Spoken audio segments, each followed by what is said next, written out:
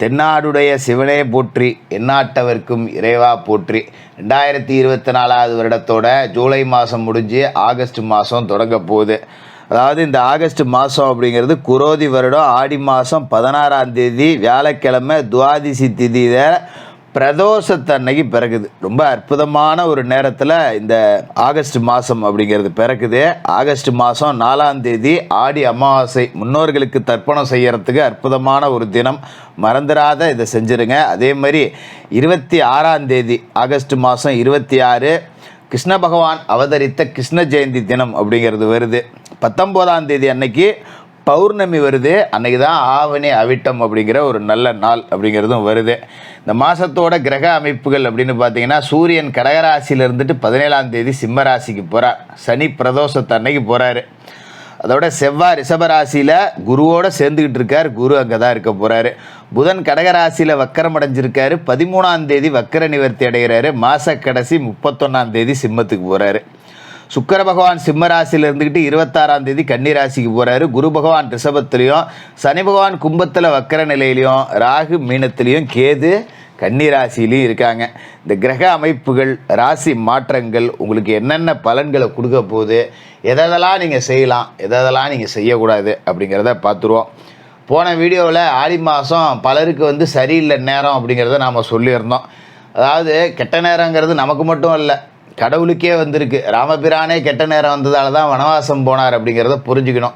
அதனால் உள்ளதை உள்ளபடியே நாம் சொல்லிடுறோங்கிறதால சின்ன சின்ன எச்சரிக்கை அப்படிங்கிறத நாம் சொல்லியிருந்தோம். பல பேர் நீங்கள் பாசிட்டிவாக சொல்லலை அப்படின்னு இருந்தாங்க. பாசிட்டிவாக சொல்கிறேன்னு உங்களுக்கு ஆசை காட்டி மோசம் பண்ணுறதுக்கு நாள் கிடையாது. என்ன நடக்க போதோ அதை சொல்லிடுறேன், கேட்டுக்கோங்க. ராசி நேயர்களே, உங்களுக்கு இந்த ஆகஸ்ட் மாதம் எப்படி இருக்குது அப்படின்னு பார்த்தோம்னா, அர்த்தாஷ்டம சனி அப்படிங்கிறது வக்கரம் அடைஞ்சிருக்கு அப்படிங்கிறதே உங்களுக்கு ஒரு நல்ல செய்தி. ஏன்னா இந்த அர்த்தாஷ்டம சனி அப்படிங்கிறது அஷ்டம சனியில் பாதி, உடல் ஆரோக்கியத்தை கெடுக்கக்கூடியது. அதாவது அர்த்தாஷ்டமம் அப்படிங்கும்போது முதல் பிரச்சனை என்ன செய்யணும்னா, நம்ம உடம்பு விஷயத்தில் தான் கை வைக்கும். அது கொஞ்சம் அப்பப்போ சிக்கலை கொடுத்துக்கிட்டு இருந்திருக்கோம். இப்போ அந்த சனி பலமிழந்து போய் வக்கர நிலை அடைஞ்சிருக்கார். இதனால் ரொம்ப நல்லது அப்படின்னு தான் சொல்லணும். தடைகள் அப்படிங்கிறது கடந்த காலகட்டத்தில் எக்கச்சக்கமாக இருந்திருக்கும். எந்த வேலையை தொட்டாலும் அதில் எடுத்தோம் முடித்தோம் அப்படிங்கிற பேச்சே கிடையாது. எவனா ஒருத்தன் குறுக்க நமக்குன்னே வருவீங்களாடா அப்படிங்கிற மாதிரி தடையை உண்டாக்குவான். ஒரு வரன் பார்க்க போனோம்னா மாப்பிள்ளை அப்படி இல்லை, பொண்ணு இப்படி இல்லை, அவங்க அது செய்ய மாட்டாங்க, இது செய்ய மாட்டாங்க, ஏதோ ஒன்று கிடக்க ஒன்று சொல்லி தட்டி விட்டு திருமண தடை உண்டாகிறது, வீட்டில் சுப நிகழ்ச்சிகள் நடக்காத அமைப்பு, இதையெல்லாம் கொடுத்துக்கிட்டு மன உளைச்சலாக இருக்கும். இனிமேல் அது இருக்காது. தடைகள் எல்லாமே உடையுது. சாதாரணமாகவே பார்த்திங்கன்னா சில பேருக்கு ஒரு விதமான வருத்தம் இருந்திருக்கும். என்னடா வாழ்க்கையே தத்திரம் பிடிச்ச மாதிரியே இருக்குது, ஒரு வேளை குலதெய்வம் வீட்டுக்கு இல்லையா, வீட்டுக்குள்ளே ஒன்றும் தெய்வ அனுக்கிரகங்கள் எதுவும் இல்லையா அப்படிங்கிற மாதிரியே ஒரு சந்தேகம் இருந்திருக்கும். இப்போ அந்த நேர்மறை ஆற்றல்ங்கிறது கிடைக்கிறத நீங்களே உணர தொடங்கிடுவீங்க. மாதம் பிறந்து ஒரு 13 நாளுக்கு பிறகு பார்த்திங்கன்னா நிறைய நல்லது அப்படிங்கிறது உங்களை சுற்றி நடக்கிற மாதிரி இருக்கும். பரவாயில்ல, ஏதோ கடவுள் கொஞ்சம் கருணை காமிச்சிட்டாரு போல இருக்கே அப்படிங்கிற மாதிரி. அதனால் வீட்டில் கடை திறப்பு விழா, ஒரு கட்டடம் கட்டுறதுக்கு அடிக்கல் நாட்டுறது, ஒரு மனை கோல்றது, கட்டின கட்டடம் பாதியில் நிற்கிது அதை தொடர்ந்து கட்டுறது, திருமண பெண் பார்க்குறது, மாப்பிள்ளை பார்க்குறது, வரன் பார்க்குறது, இந்த மாதிரியான வேலைகள் கொஞ்சம் நல்ல செய்திகள்ங்கிறது வரும். அதுமாரி பெண் பிள்ளைகள் இருந்ததுன்னா ருதுவாகி சடங்கு செய்கிறது, இந்த மாதிரியான வேலைகள் எல்லாமே நடக்கும். ஆக மொத்தம் வீட்டில் சுப நிகழ்ச்சிகள் நடக்கக்கூடிய வாய்ப்பு அப்படிங்கிறது பரிபூர்ணமாக இருக்க போகுது. அதோட ராசிக்கு அதிபதியான செவ்வாய் உங்களோட ராசிக்கு 7வது வீட்டில் இருக்கிற குருவோடு சேர்ந்துருக்கார். அதாவது குரு உங்களோட ராசிக்கு யோகம் செய்யக்கூடிய கிரகம். அதில் எந்த விதமான மாற்றமும் கிடையாது. அப்படிப்பட்ட குரு பகவான் 7வது வீட்டில் இருந்துக்கிட்டு உங்களோட ராசியை பார்க்குறாரு. அவரோட ராசி அதிபதி செவ்வாயும் சேர்ந்துருக்கார். அப்படிங்கும்போது குருமங்கள யோகம் அப்படிங்கிற ஒரு யோகம் உண்டாகி அதுவும் வீட்டில் சுப நிகழ்ச்சிகளை உருவாகி கொடுக்குது. கல்யாணம் பண்ணலாம், காது குத்தலாம், என்ன வேணாலும் பண்ணலாம். எல்லா சுப நிகழ்ச்சிகளுக்கும் நேரம் ரொம்ப நல்லா கூடி வந்திருக்கு. அதுமாரி தொழில் ரீதியான வெற்றி அப்படிங்கிறது ரொம்ப திருப்தியாக இருக்கும். இடம் பூமி வாங்குறது தொடர்பாக கொஞ்சம் சிந்திக்க தொடங்குவீங்க. சரிப்போ நமக்குன்னு ஒரு மனையாவது வேணும், ஒரு பிளாட்டு வாங்குவோம் அப்படின்னு சொல்லிட்டு அதுக்கான ஏற்பாடுகள் அப்படிங்கிறதையும் செய்வீங்க. ராசிக்கு 7ஆம் வீடு அப்படிங்கிறது கலத்திரஸ்தானம். அதாவது வாழ்க்கை துணை, ஆணோ பெண்ணோ, கணவனோ மனைவியோ, அவங்கள குறிக்கக்கூடிய இடம். தொழில் கூட்டாளிகளை குறிக்கக்கூடியது, நண்பர்களை குறிக்கக்கூடிய இடம். இந்த இடத்துல குருமங்கள யோகம் உண்டாகுது. அப்படிங்கும்போது நீங்கள் என்ன செஞ்சாலும் நண்பர்கள் உங்களுக்கு உறுதுணையாக இருப்பாங்க. பரவாயில்ல, நமக்குன்னு 4 பேர் இருக்கா, நமக்கு என்ன கவலை அப்படிங்கிற மாதிரி ஒரு தெம்பு உங்களுக்கு இருக்கும். நமக்கு துணைக்கு ஆள் இருக்குடா, எது வேணாலும் செஞ்சு பார்த்துருவோண்டா அப்படின்னு ஒரு முயற்சியை நீங்கள் எடுக்கலாம். அது மாதிரி தொழில் கூட்டாளிகள் ரொம்ப கடுமையாக உழைச்சி உங்களுக்கு வருமானத்தை பெருக்கி கொடுப்பாங்க. கூட்டாளிகளுக்குள்ள ஒரு புரிந்துணர்வு அப்படிங்கிறது இருக்கும். தொழில் செஞ்சோன்னா சரிப்போ, நான் 10 நாளைக்கு உங்களால் வர முடியலனாலும் சரிப்போ அவன் பர்சனல் வேலையை பார்க்கட்டும், நம்ம எடுத்து செய்வோம் அப்படின்னு சொல்லிட்டு செய்வாங்க. அதனால் தொழில் ரொம்ப சிறப்பாக இருக்கும். கூட்டாளிகளுக்குள்ளே எந்த பிரிவினையும் இல்லாமல் வெற்றி பெறக்கூடிய வாய்ப்பு அப்படிங்கிறது பரிபூர்ணமாக இருக்கும். அதுமாரி இணையரை குறிக்கக்கூடிய இடம் அப்படிங்கிறதால ஒரு பெண்களை எடுத்துக்கிங்களேன், கணவருக்கு நல்ல வேலை அமையல, இல்லை கணவர் பொறுப்பு இல்லாமல் இருக்கார், ஊதாரித்தனமாக செலவு பண்ணுறாரு, இப்படி இருந்தவங்களுக்கெல்லாம் இதுக்கு மேலே மாற்றம் வரும். கணவர் குடும்ப பொறுப்பை உணர்ந்து செயல்பட தொடங்குவார். அதுமாரி தகாத சவகாசம் இருந்ததுன்னு வச்சிங்களேன், இப்போ அதை விட்டு விலகி வருவாங்க. இது உங்களுக்கு ஒரு நல்ல வாய்ப்பாக இருக்கும்.